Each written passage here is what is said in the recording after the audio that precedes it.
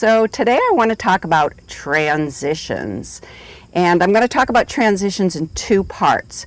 First of all, remember our alphabet, our ABCs. I'm going to talk about what the aids are for each transition, upward and downward. And then I'm going to show you how, if you want to do a transition on the bit, which of course you do, you need to be able to give two sets of aids at once. You need to be able to give the aid for the transition, whichever transition you want, and the aid that says to the horse, come on the bit. And you know from our discussion of connection, that aid is the version of the half halt that I call the connecting half halt. So you need to multitask here a little bit. You need to be able to give two sets of aids at once. But let's just talk about the aids for upward and downward transitions, just all by themselves. If you want to go from halt to walk, or walk to trot, it's very simple. You just close both calves lightly on the horse's side. Remember, we don't ride from strength. If you close both legs lightly and your horse isn't reactive, then either give him a bump, bump, bump or a tap, tap, tap, and then go back to whatever gait you were in and retest so that your horse is what we call hot off the driving aids. You don't want to squeeze hard for these transitions. You don't want to make your horse, because you really can't make your horse do anything. You want to signal to the horse to do the transition, and he goes because you've trained him to go to the light aid, the light signal, not because you're pushing him with strong aids, which are annoying to the horse, number one, and are going to exhaust you, number two. So the upward transition, halt, walk, walk, trot, very simple.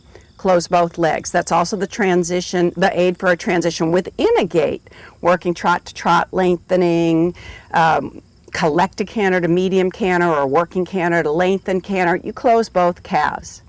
Now, the primary aid for a canter to part, although of course all of your aids have a role, but the primary aid for an upward transition to the canter is that if I were tracking to the right here, my left leg, which would be my outside leg in that case, would give a little windshield wiper action behind the girth. Boom, boom. And the reason that it's a windshield wiper action with the outside leg is, remember, your reins control the front end, your body controls the position of the horse's body, and your legs control the hind legs. Well, in order for the horse to strike off into the correct lead, he has to first strike off with the outside hind leg. So this leg, windshield wipering behind the girth, signals the outside hind leg to take the first step, and that way the horse ends up with the inside front leg leading. So the transition for the canter to part, the signal itself for the canter to part, is different than the upward transition from halt to walk or walk to trot. As far as downward transitions are concerned, they're much more simple. They're all the same, and we talked about this with the ABCs when we were developing a language. We talked about using a stilled seat or a retarding seat. And what you do to ask for the downward transition is that you stretch up so you have a gentle curve in the small of your back so that you have what I call a ready back, so that when you use your back, your horse can feel it. Then from this tall, erect position with that gentle curve in the small of your back, you're going to tighten your stomach muscles like you're doing a sit-up. Now what that will do is, it's called brace your lower back, but it also stops your hips from following the motion of the horse. And so when your hips stop following, it tells the horse to drop down into the next gait. Now, your horse, as I said in the use of the aids, wasn't born knowing what any of these aids for transitions mean.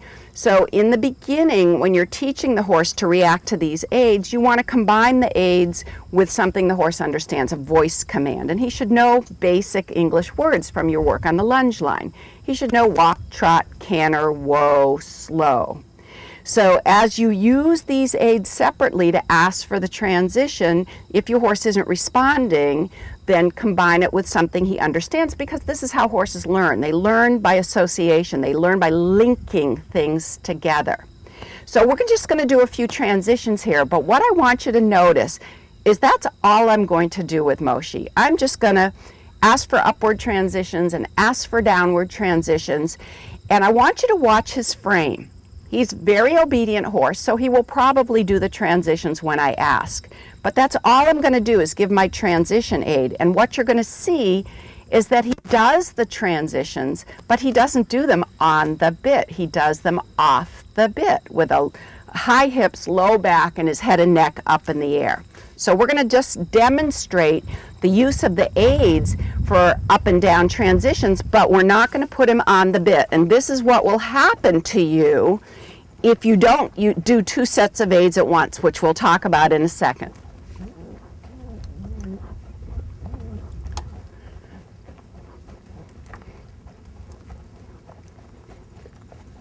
So I'm in a walk, let's say, and my horse is very hollow. His back is down and his head and neck is up.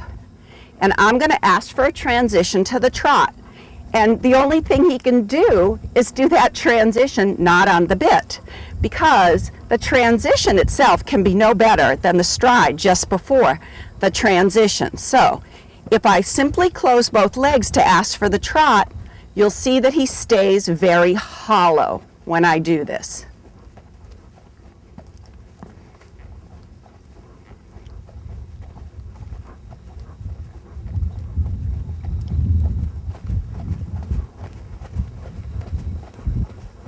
Okay, so we have a very hollow horse. Now I'm going to sit and tighten my stomach muscles and ask him to walk. Walk. And he's very good. He answers my back aid, but he does it in a very hollow frame because I haven't given him the aid to be on the bit. I just gave him the aid for the transition. So we're going to do that again. Hollow horse. Close both legs, trot, very hollow. Then tighten my stomach muscles, say whoa, and very hollow horse. So very obedient horse, because as soon as I ask for either up or down transition, he gives it to me, but he's in a very hollow frame.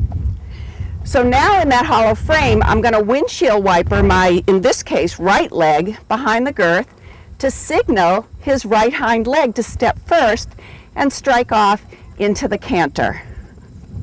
And I'm not going to ask him to be on the bit while he does this.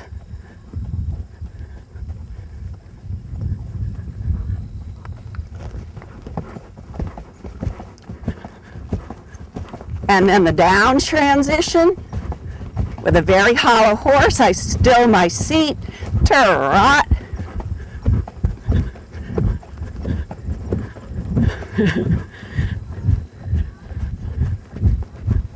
And hollow horse and canter, good. And very hollow horse and trot. And very hollow horse, still my seat, and walk. So that's a good start.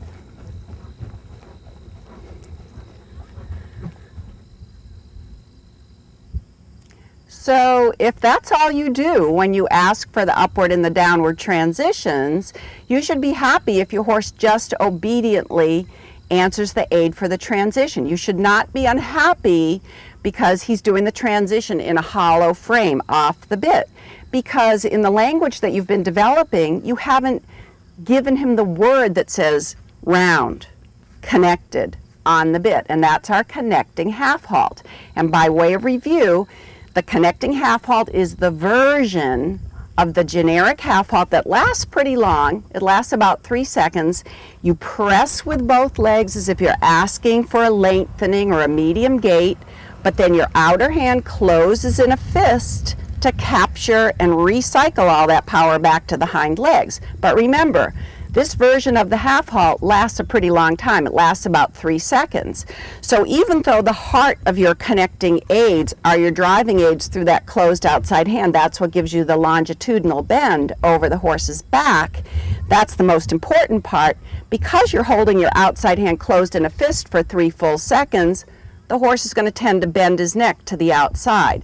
So we have one aid left over, and that's the inside rein, and we give a little squeeze, release, squeeze, release, squeeze, release, or you can call it twinkle, twinkle, twinkle, or squeezing water out of a sponge, whatever you want to call it. And the function of that inner hand is not to get the horse's neck down, because we want to ride the whole horse from back to front. But the function of the inner hand is to prevent the horse from looking to the outside when your outer hand is closed in a fist for 3 full seconds. So it counters the action of the closed outside hand. Now, when I was demonstrating those transitions before, I made a comment about your transition can be no better than the stride just before the transition. So if you're walking or trotting around or cantering around with a hollow horse, before you give the aid for a transition with a half halt at the same time, remember you're going to be giving 2 sets of aids at once, you need to give a normal 3-second half halt to just make your horse round, because you have to start with a round horse. Then, in order to keep him round through the transition, you're going to be giving the 2 sets of aids at once. So the whole sentence that you're saying to the horse is, do this transition on the bit. And in this case, your connecting half halt might last quite a bit longer than 3 seconds. It could last 5, 6, it could even last 8 or 9 seconds. And here's how you determine how many seconds it lasts. You want to start your connecting half halt before you give the aid for the transition.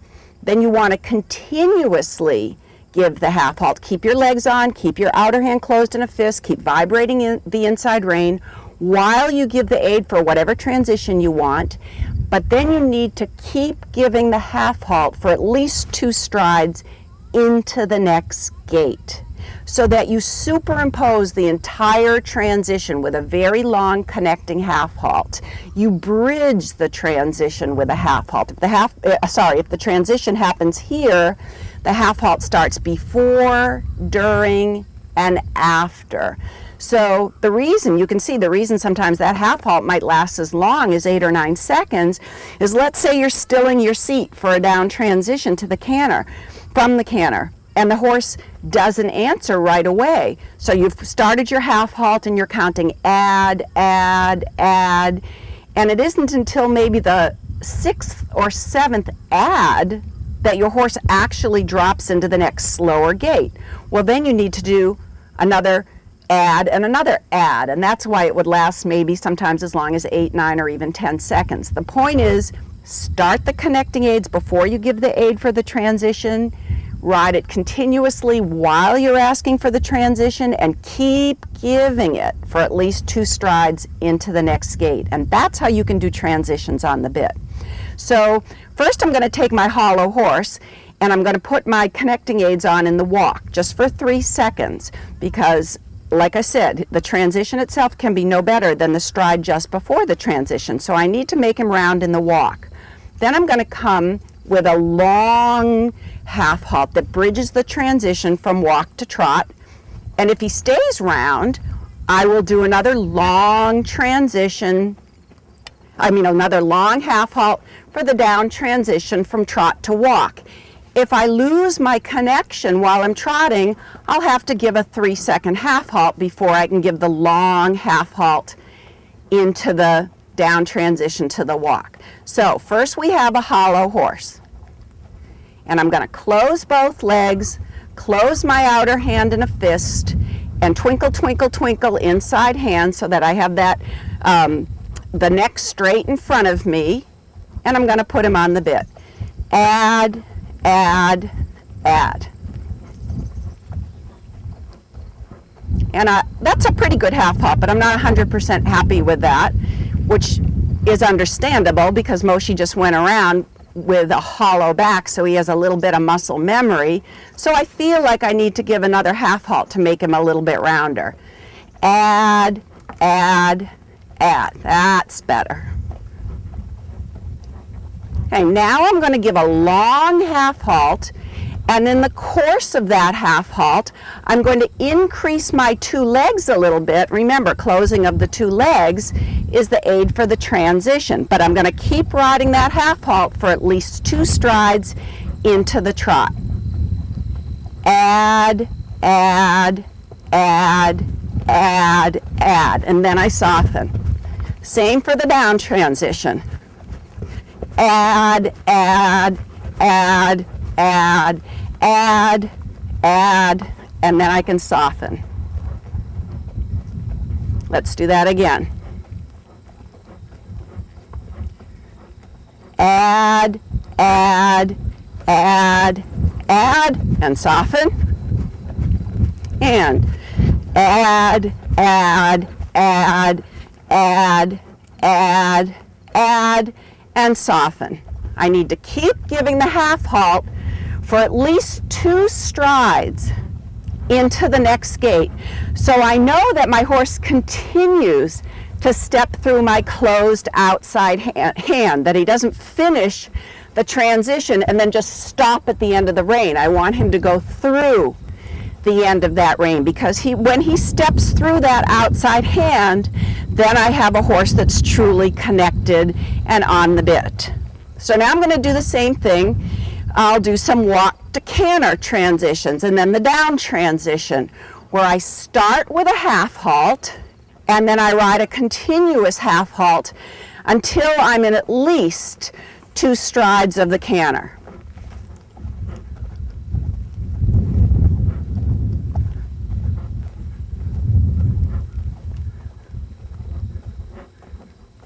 Add, add, add, add, add, and soften.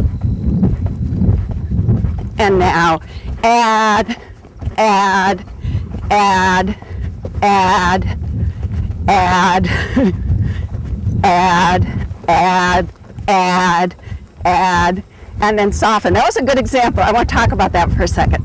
Add, add, add, add, add. I just want to talk about that transition for a second. Moshe's such a good horse. Yesterday he was doing collected canter to a more collected canter transition. So when I stilled my seat, he was a little bit confused and he thought, oh, I should make my canter littler rather than drop down into the next gait. But the good teaching point about that for you is to see that although he didn't answer my back in the way that I wanted him to do right away, after like the 3rd add, I stilled my seat to ask for the down transition, and you saw his canter just get smaller and smaller and smaller. So I kept giving the half halt, kept giving it, and I had to do many, many adds until I finally achieved the down transition, and then I kept giving the adds for at least 2 or 3 strides into the next gait. So if the horse makes a mistake like that, you don't want to abandon him and take the half halt off or your aid for the down transition off, because if you do that, you're basically rewarding them for giving you the wrong answer. So you need to persist with the aids and combine it with something they understand, like a voice command, or if it were a down transition and you were in an indoor arena, you could head toward the wall, and that would help the horse slow down or stop, depending on what you're doing. But you want to persist with the aid for the either up or down transition, whatever you're doing, but more importantly, persist with your connecting aids until you're at least 2 strides into the next gait. Let's try that in the other direction.